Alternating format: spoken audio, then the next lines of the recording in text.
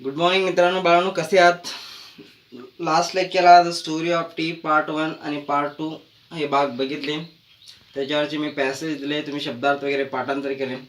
काही जण अजूनही अभ्यास करत नाहीत, त्या लोकांनी अभ्यास करणं गरजेचं आहे.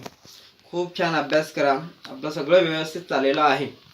तर आज तुमच्या आयुष्यातला एक सगळ्यात महत्त्वाचा लेसन्स आपण बघणार आहोत. त्या लेसनचं नाव आहे द नेकलेस 1.5 पार्ट 1. हा लेसन खूप मोठा आहे, त्यामुळे हा लेसनचे 2 भाग आहेत, पार्ट 1 आणि पार्ट 2. आणि या लेसनमधून आपण पार्ट 1 आणि पार्ट 2 मध्ये आज पार्ट 1 बघणार आहोत. तर या लेसन चालू करण्याच्या आधी बाळांनो, मला असं आवडेल तुम्हाला सांगायला, तुम्ही कधीतरी हिंदी मूवीज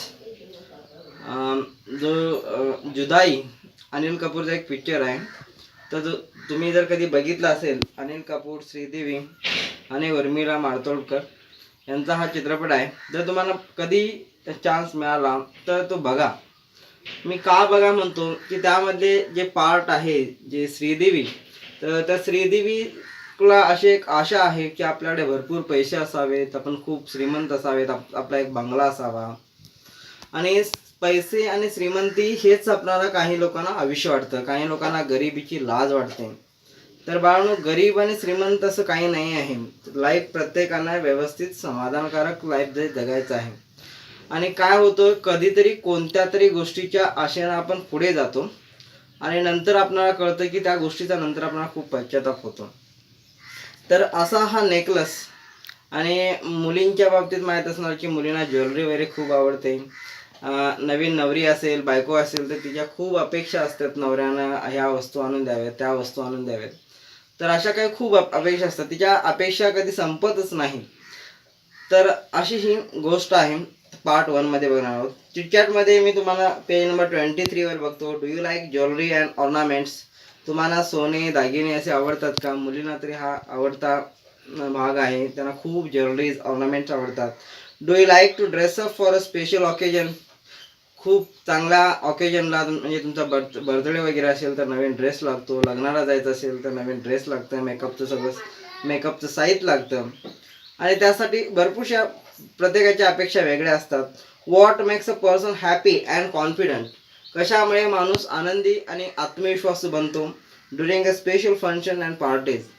आपल्याकडे बघा, काही आता अमिताभ बच्चन आणि आपली जर आपण कम्पेअर केली, सलमान खान आणि आपली कम्पेअर केली, तर खूप वेगळी आहे.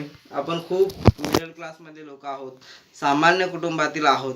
त्यामुळे भरपूर जणांना असं वाटतं की पैसे असावेत आणि पैसे म्हणजेच लाईफ.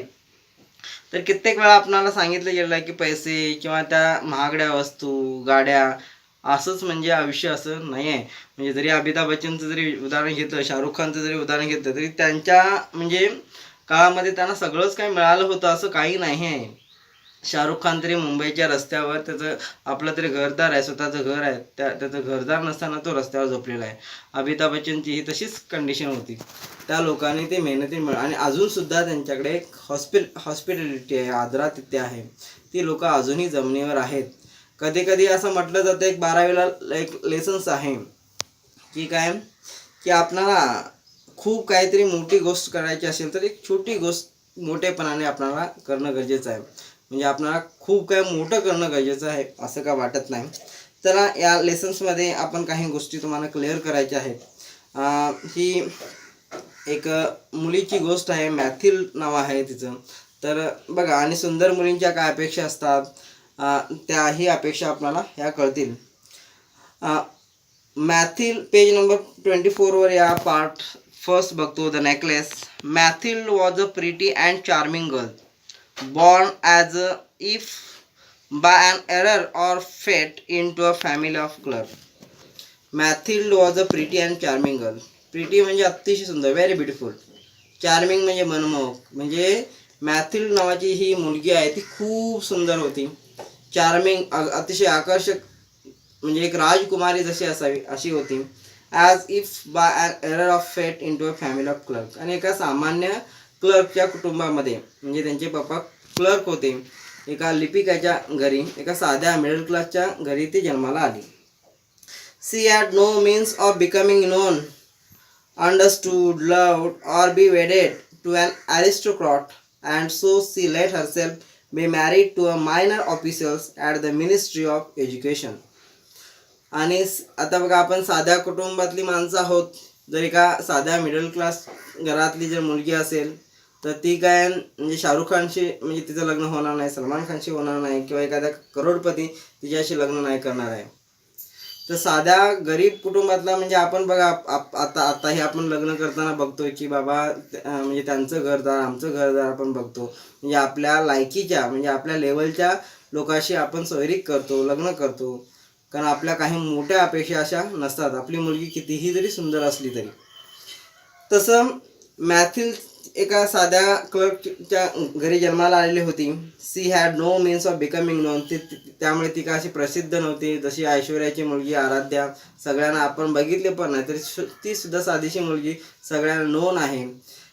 अंडरस्टूड, लव्ड, तिच्यावर म्हणजे सगळे तिला समजतात, तिच्यावर खूप प्रेम करतात असं होतं. आणि त्यामुळे ही साध्या कुटुंबातली असल्यामुळे or to be wedded to an aristocrat. त्यामुळे तिचं काय ॲरिस्टोक्रॉट म्हणजे जिथं म्हणजे राजेशाही थाटात असं काय तिचं लग्न होणार नाही, साधं लग्न होणार. And so she let herself be married to a minor officer at the ministry of education. त्यामुळे तिनं साध्या be married to a minor officer at the ministry of education म्हणजे शिक्षण मंत्री म्हणजे शिक्षण खात्यातला एक मायनर क्लर्क होता, एक मायनर ऑफिसर्स होता, त्याच्याशी तिचं लग्न झालं. मायनर आणि मेजर म्हणजे एक दुय्यम दर्जाच्या स्थानावर काम करणारा क्लास 2चा एक म्हणजे अधिकारी, त्याच्याशी तिचं लग्न झालं. म्हणजे एका नोकरदारवाल्या म्हणजे तो शिक्षण फील्डमध्ये तो काम करत होता. She dress plainly because she had never been able to afford anything better. She dress plainly, तिचे ड्रेस फक्त असे साधे असायचे, प्लेन असायचे, म्हणजे रंगीबेरंगी फॅशनेबल जसे तुम्ही ड्रेस घालताय असे काय नव्हतं. Because she had never been able to afford म्हणजे परवडणे, एनिथिंग बेटर म्हणजे त्याला काय चांगले चांगले कपडे घालणं का परवडणारं नव्हतं. एका साधा तो मायनर ऑफिसर होता, त्यामुळे त्याचा का पगार खूप मोठा होता असं का नाही. त्यामुळे एका साध्या कुटुंबामध्ये तिचं लग्न झालं होतं. She suffered endlessly feeling she was entitled to all the luxuries of life. त्याला त्याचा खूप त्रास होत होता. Feeling she was entitled to all the luxuries of life. त्याला खूप असं सुखकारक आरामदायक लाईफ जगायचं होतं.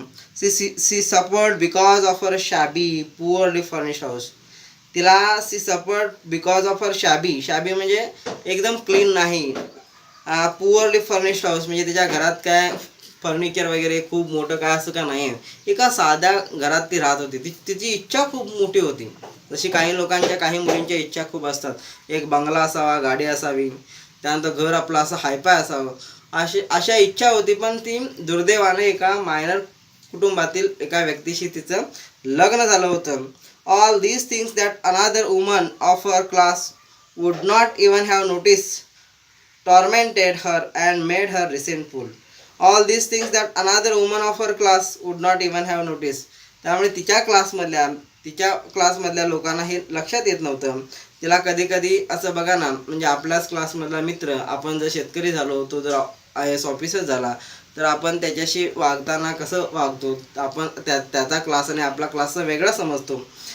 C dream of a grand palatial mansion. खरं तर तिचं स्वप्न खूप मोठं होतं. ग्रँड पॅलेटियल मॅन्शन म्हणजे राजमहल, एका राजमहल आपला असावा, विथ अ वॉशरूम म्हणजे एक राजमहल, त्याच्यामध्ये भरपूरशा रूम्स असाव्या आणि इन्व्हायटिंग स्मॉलर रूम, छोट्या छोट्या रूम्स असाव्या पाहुण्यांसाठी. Perfume for afternoon chats with a close friend म्हणजे आपल्या घरी मित्र यावेत, वेगवेगळ्या म्हणजे आपला डायनिंग रूम म्हणजे खूप असं एक राजमहल.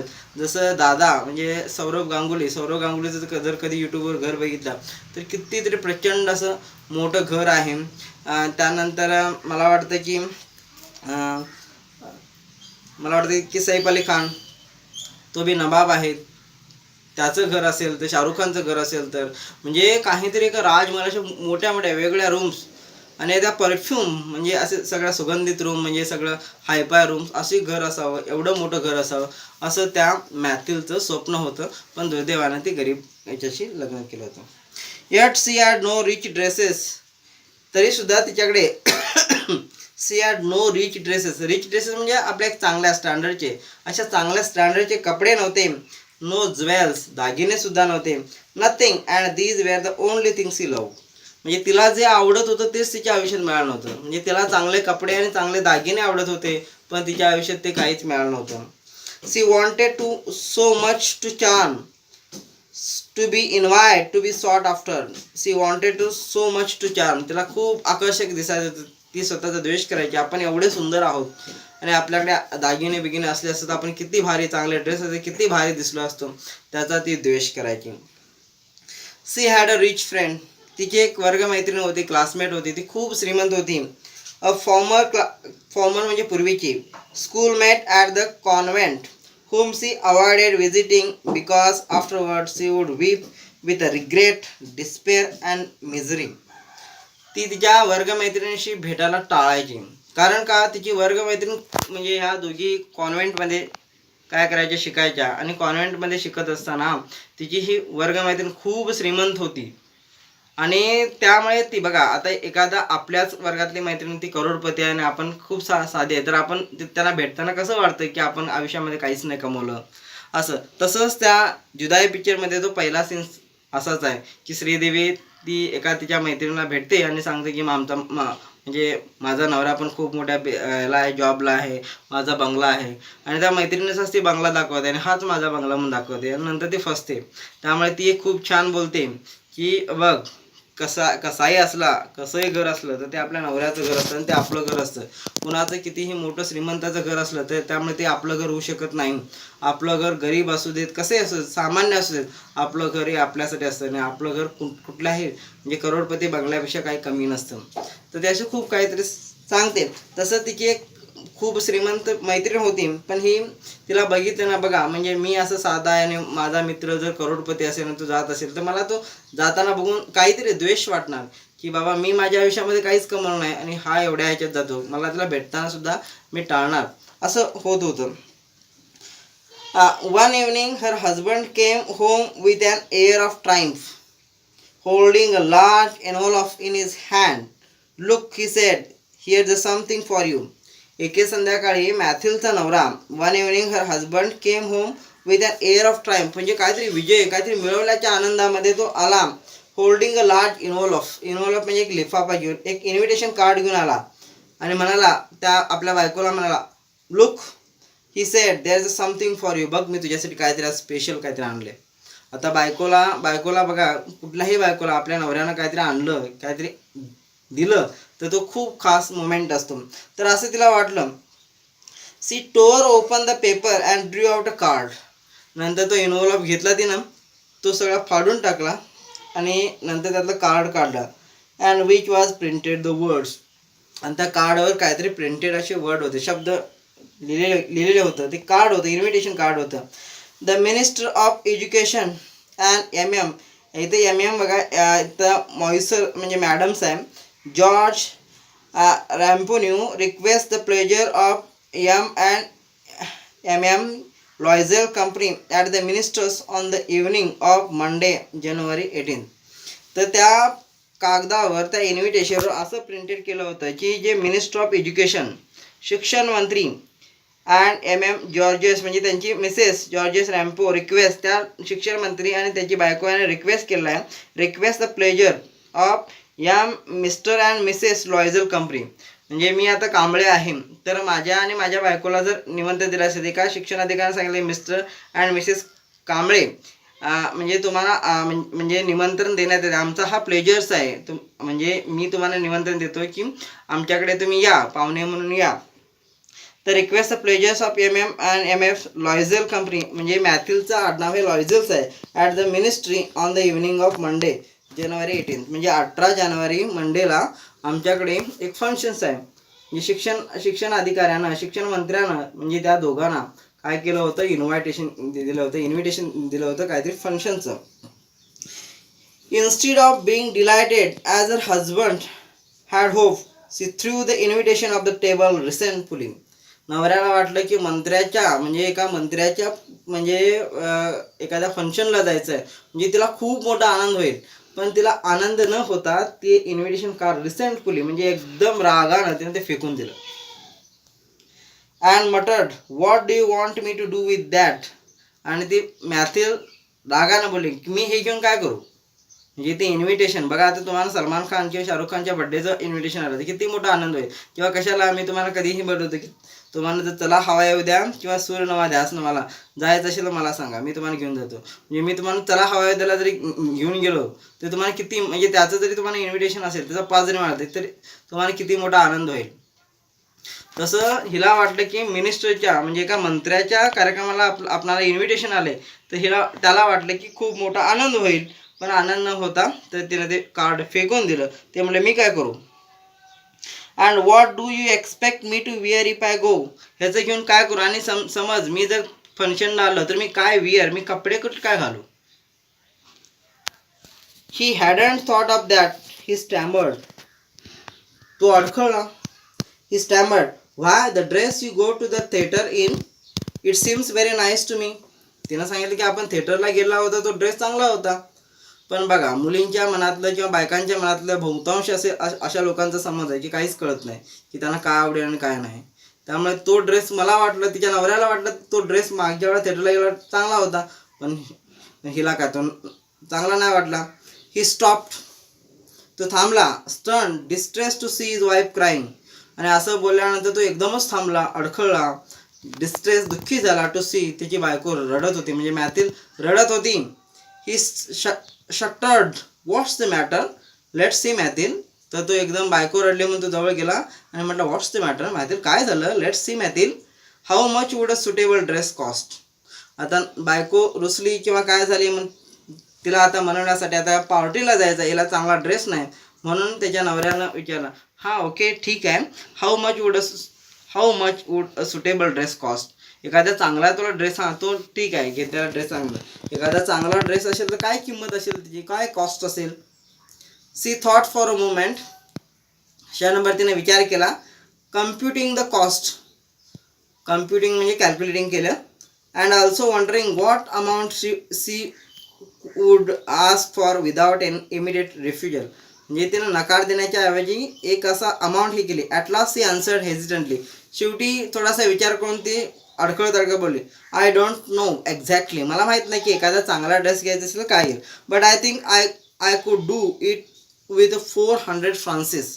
पण मला वाटतं की आपणाला एक चांगला ड्रेस 400 फ्रान्सिस, ते फ्रान्स म्हणजे आपल्याकडे रुपयाचं फ्रान्सिस, ह्या फ्रान्सिसमध्ये 400 फ्रान्सिसमध्ये तो ड्रेस येईल. ही टर्न अ लिटिल पेल. नवऱ्याला 400 फ्रान्सिस म्हणजे जसे आता $400 म्हटलं तर आपल्याकडे कसं सांगितलं की 10,000चा ड्रेस घ्यायचा, तर कसं नवऱ्याचं काय होईल. तर ही टर्न अ लिटिल पेल. त्याचा चेहराच पडून गेला. Because he had been saving that exact amount to buy a gun for hunting summer in the country near Nanterre with a few friends. तो त्यांना बरोबर म्हणजे 400 फ्रान्सिस त्यांना सेविंग केले होते. कशासाठी की त्याला उन्हाळ्यामध्ये गन घ्यायचे होते, म्हणजे हंटिंग करण्यासाठी, शिकार करण्यासाठी त्यांना बंदूक घेण्यासाठी 400 फ्रान्सिस एवढे सेविंग केले होते. म्हणजे बाळांना विचार करा, 400 फ्रान्सिस म्हणजे तुमच्या घरात की सेविंग केले जर ₹1000 असेल, 10,000 असेल, आणि तेच आपणाला म्हणजे सेविंग करायला खूप दिवस लागतात, आणि सेविंग केलेले पैसे त्याच्याकडे बरोबर तेवढेच होते.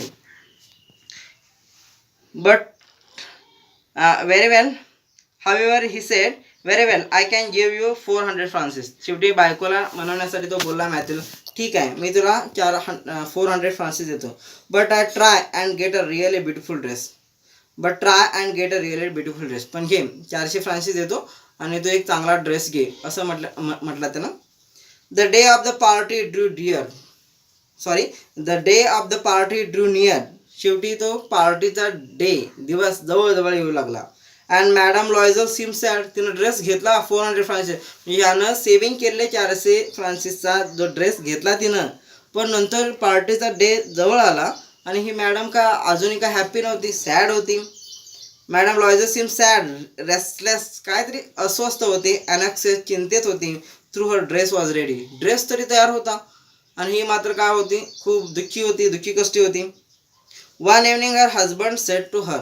एके संध्याकाळी तिचा नवरा आला आणि बोलला, व्हॉट्स द मॅटर. अगं मॅथिल काय झालं. You have been acting strange these last 3 days.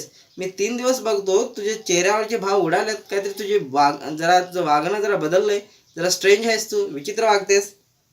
C replied, ती बोलली, I am upset that I have no jewels. मी का उदास आहे की माझ्याकडे ज्वेल्स नाहीत, दागिनेच नाहीत. Not a single stone to wear, एखादा खडा सुद्धा माझ्याकडे नाही विअर करण्यासाठी. I would rather not go to the party, म्हणून मला वाटतं की पार्टीला जायचं कॅन्सल करू. हिला ड्रेस घेतला आणि ही स्वतःकडे दागिने नाहीत म्हणून म्हणते की नाही जायचं, पार्टीज कॅन्सल करूया.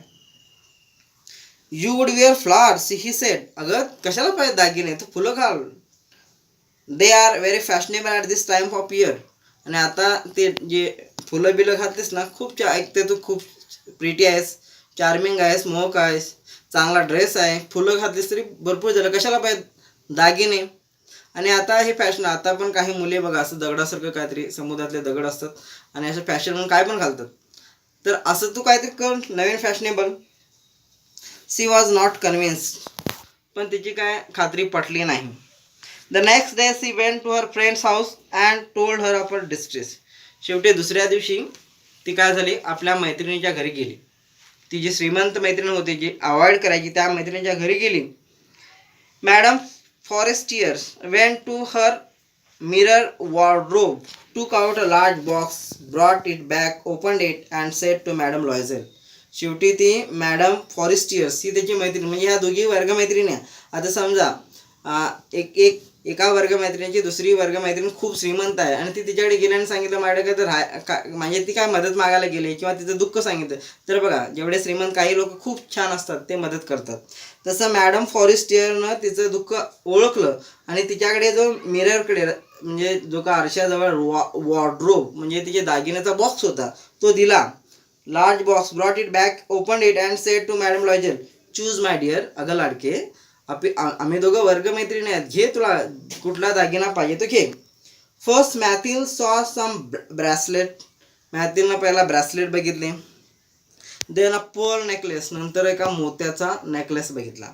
C tried on the jewellery in the mirror, she tried on the jewellery on the mirror. ती आरशामध्ये, आता लेडीजच्या बाबतीत तुम्हाला माहीत असेल की आरशाकडे जाऊन प्रत्येक ट्राय करणार, मी कशी दिसते बघणार, तशी ते प्रत्येकाचा ट्राय करत होती. She kept asking, you have nothing else, पण ती श्रीमंत मैत्रीण त्याला सारखं वागत, तुझ्याकडे काहीच दागिने नाहीत असं म्हणत होती. Why yes but I don't know what you like, पण मला माहीत नाही की तुला काय आवडेल. Suddenly she discovered in a black satin box, नंतर एक असं, म्हणजे ते सगळे ट्राय करताना तिला एक ब्लॅक असं स्टेनचा बॉक्स सापडला. अ सुपर डायमंड नेकलेस, आणि त्याच्यामध्ये इतका भारी डायमंड नेकलेस होता, हिऱ्यांचा नेकलेस होता. And a heart began to beat with uncontrol desire. तो हार बघून, तो डायमंडचा नेकलेस बघून तिचे हार्टबीट वाढू लागले आणि तिला अनकंट्रोल, हा घातल्यानंतर मी कसं दिसेन अशी वाढू लागली. Her hands trembled as she took it, आणि ते घेतल्यानंतर तिचा हात थर कापत होता. She fasten it around her neck, fasten म्हणजे असं गळ्यासोबत तो घातला, फास्ट केला म्हणजे बांधला. She fasten it around her neck and stood lost in ecstasy as she looked it herself. म्हणजे तिने घेतला आणि तो आरशासमोर घालून बघितला तो डायमंड नेकलेस, आणि त्याला इतका आनंद झाला की ती कुठल्या तरी खूप मोठ्या स्वर्गात आहे, परमानंद झाला आणि ती मेनका उर्वशीसारखी दिसते अशा ह्याच्यात ती होती. देन सी आस्क अनएक्सेसली, नंतर ती एकदम चिंतेत विचारले, hesitating, would you lend me this just this. ती विचारले, would you lend me this just this Forestier's, मला हे उसणं देशील का, मला हे पार्टीला घालायला हा डायमंड नेकलेस देशील का. वाय येस ऑफकोर्स, फॉरेस्टियर बोले, हो ठीक आहे of course. She threw her arms around her friend's neck rapturously, then fled with a treasure. आणि नंतर गळ्यात घातला तो आणि तिला असं इतका मोठा आनंद झाला की आपण तो तिच्यासाठी खूप मोठा दागिना होता. The day of the party arrived, शेवटी तो पार्टीचा दिवस आला.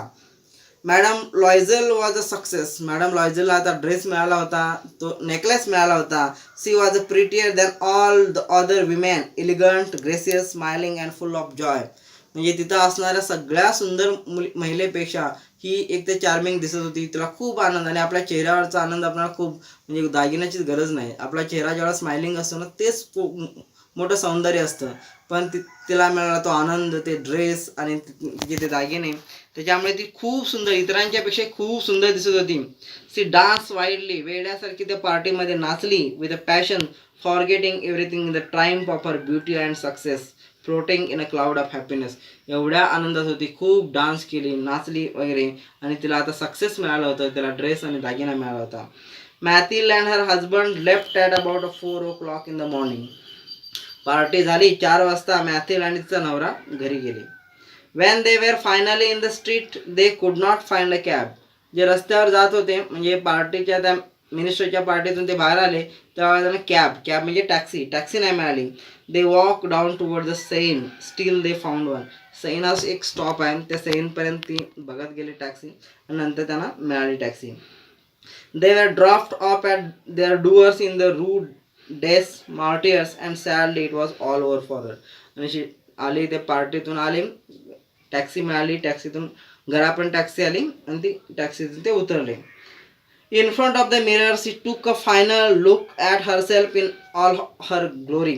शेवटी परत एकदा मी कशी दिसते म्हणून ती आरशासमोर गेली, घरी गेली. In front of the mirror she took a final look at herself in all her glory. म्हणजे तिचं सौंदर्य कसं दिसतंय, पार्टी झाल्यानंतर ती आरशासमोर गेली आणि स्वतःला बघायला. But suddenly she utter cry. पण गेली आरशासमोर, जोरात रडली, अट्टर क्राय, जोरात किंकाळली. She no longer had the necklace round her neck. कारण तिच्या गळ्यामध्ये तो हारच नव्हता, तो डायमंडचा नेकलेस नव्हता. What's the matter ask her husband. तिचा नवरा डायरेक्टली विचारला, व्हॉट्स द मॅटर, अगं मॅथिल काय झालं.